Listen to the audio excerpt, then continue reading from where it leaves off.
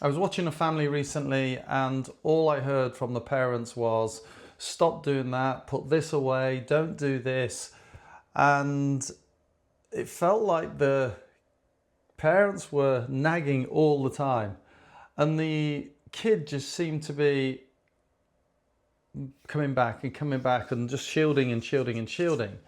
And I was thinking about it from, what is the science of flourishing? What is the science of a flourishing relationship? How do we have a relationship with our kids where they love to be with us? And some of the science suggests this: 3 to 1. So that's 3 bits of catching people doing good stuff to 1 feeling, and that feeling is a critical point, is 1 feeling of being criticized, being told what to do. So what does that mean for us?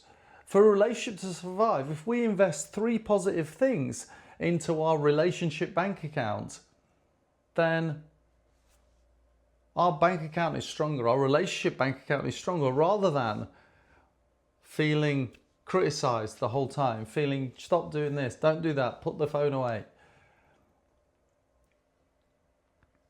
So 3 to 1, the Lasada line. And what that means is this: the 3 to 1 number is the number for relationships to survive, but that's not the number I want to talk about today. The number I want to talk to you about today is 8 to 1, which is the flourishing threshold for under 18s.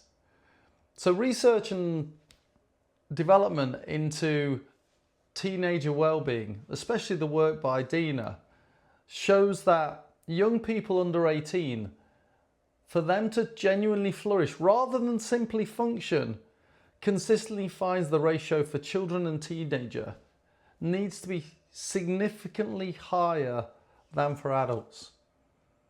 Because kids' nervous system, they're more sensitive to negative reactions. They hold on to things longer. They generalize them faster. An adult can absorb a critical comment, process it, file it, move forward without the comment defining the relationship. But a teenager, much more likely to hold it, to add it to the existing information they got, to add it to the risk calculation about whether this relationship is safe or it's okay to give you the difficult truth. 8 positive, connecting, warm interactions for every 1 corrective or critical one. Now I know how that sounds. 8 to 1. I watched the expression of every parent in a room recently when I mentioned this at a number, because they were all doing the same mental calculation. And the calculation wasn't producing 8. For most families during exam season, it's about the revision question, the bedtime question, the phone question, the did you eat anything actual, important or healthy question. A brief moment of warmth. The revision question again. And that's what typical conversations are like once the teenager goes through the door. That's 1 to 4. That's the wrong way round. And I know 8 to 1's a high bar. And I'm not here to pretend it isn't. But the interactions don't need to be long. They don't need to be significant. They don't need to involve meaningful conversations about life, love, liberty, the future. They just need to be deposits. Small, noticeable things addressed to the human, the person. 8 deposits before 1 withdrawal. That sounds like a lot until you start counting what actually qualifies as a deposit. A deposit is any interaction that communicates, I see you. The person, not the student with obligations. A deposit. A joke. Passing him in the kitchen and saying something that isn't about the revision. A deposit. Something they did, something they said, something about who they are right now, and saying it out loud. A deposit is sending a message about something unrelated to the exam. something where they're sitting in the same room as you without requiring engagement. A deposit is making their favourite food without it being linked to anything. A deposit is that none of these take more than a minute. None of them require a big conversation, but all of them require saying the same thing underneath. You are seen. You are interesting to me. This relationship is about more than this exam. That's the account. And 8 deposits before each withdrawal means the correction, the question about revision, the expectation lands inside that context of care rather than a context of management. So how can we put that into some kind of context that we can use? Here's 2 words. I noticed. I noticed you stayed at your desk for 2 hours this afternoon without your phone. That takes real discipline. Amazing. I noticed you helped your sister with something today when you clearly were stressed yourself. I noticed you seemed worried this morning. I just wanted to know I saw that. I noticed that you've been really consistent with your revision this week. That must have been hard. I noticed is this searchlight. It says I'm paying attention to you specifically, not generically, not because I'm monitoring the revision, because I find you worth paying attention to. That's profoundly different from most of the interactions that happen during exam season. And here is the thing about I noticed that makes it uniquely powerful for teenagers. Teenagers are acutely aware of whether attention is real or staged or performed. They can hear the difference between genuine conversation and obligation. I noticed when it's authentic and it's true, when you actually did notice and you're saying what you saw, lands in the nervous system as evidence. Evidence of a safe relationship. Evidence that the person looking at them is actually looking at them. That evidence goes into their information. So I need to talk about a word that cancels everything. And it's the word but. Because but, specifically placed after something positive, is one of the most efficient ways to convert a deposit into a withdrawal in a single sentence. Let me give you an example. I noticed you stayed at your desk for 2 hours this afternoon, but it would have been better if you'd done some more practice questions rather than just reading the notes.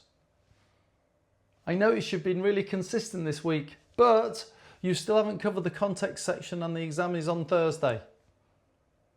I noticed you helped your sister today and that was lovely, but your room looks like an archaeological dig and we've talked about this. The but. We all do it. We've all done it. It is the conversation equivalent of handing someone a gift and then taking it back while they're still opening it. I noticed you put your plate on the side, but it would have been better if you put it in the dishwasher. I noticed you came home on time. Brilliant.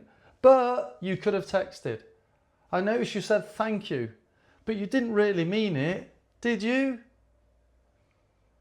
See, the but erases the I notice completely. In the brain of the person receiving it, the but's a signal. The positive thing was not the real message. The real message is coming and then they get used to waiting. What's going to come back? The real message is always the bit after the but. And so the deposit gets clawed back and the account doesn't move. And your teenager has been trained very efficiently through repeated experience to wait for the but and then not take the positive seriously, because I've always noticed that the but is on the way. What do you think happens next time I notice something good? That's right, they're already waiting for the but. So the science of but is not just common sense. There's actually neuroscience behind why it erases what precedes it. The brain, when it hears but, retrospectively reframes everything before it as a preamble. The but signals what follows is the actual content. What came before was just throat clearing. That's why lawyers say everything before the but is a lie. It's not quite a lie, but it's functionally ignored. In relationship terms, the I noticed lands briefly. The but lands permanently. And the teenager files the but, not the I noticed. And the fix is so simple, but it works. Stop using but after I noticed. Full stop after the positive observation. Then separately, later as a different interaction, the correction, if it needs to be noticed. For instance, I noticed you stayed at your desk for 2 hours. That's real effort when everything feels hard. Full stop. And then later, I want to talk about how you're revising. Can we look at that together? 2 separate interactions, both landing properly. The deposit is a deposit and the withdrawal is a withdrawal. The account then moves in the right direction. The and alternative. If you must combine the positive with the growth point in the same breath, if the situation genuinely requires both, there is one alternative that doesn't cancel it. Replace the but with and. I noticed you stayed at your desk for 2 hours, and I wonder if we could look together at whether the method is working as well as the effort. I noticed how consistently you've shown up this week, and I want to make sure you're getting the sleep you need because it really does matter. And doesn't it erase, it adds. And says, both of these things are true at the same time. The effort is real and the growth point is real. And I'm not using one to undermine the other.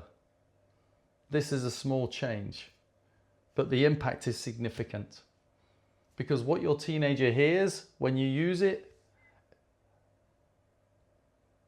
is, I see your effort and I also care about your development. Not your effort is a preamble to a criticism. That essentially is the deposit, even when it contains a correction.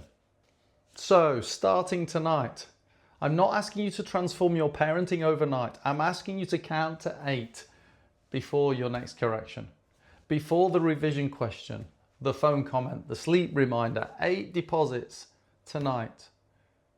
I noticed something. Say it out loud without a but. Tomorrow, find 2 more. A moment of laughter, a question about something real.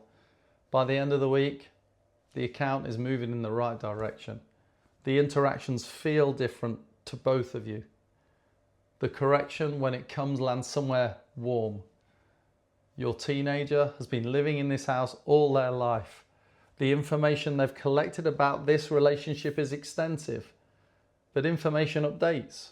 Every interaction is a new data point. An 8-to-1, sustained across exam season, produces a relationship where the warning light, ding ding, when it comes on, gets taken to you. Not edited, not managed, brought. That's flourishing. And that's the whole point. Go and find something to notice and tell them out loud, because they probably won't even notice.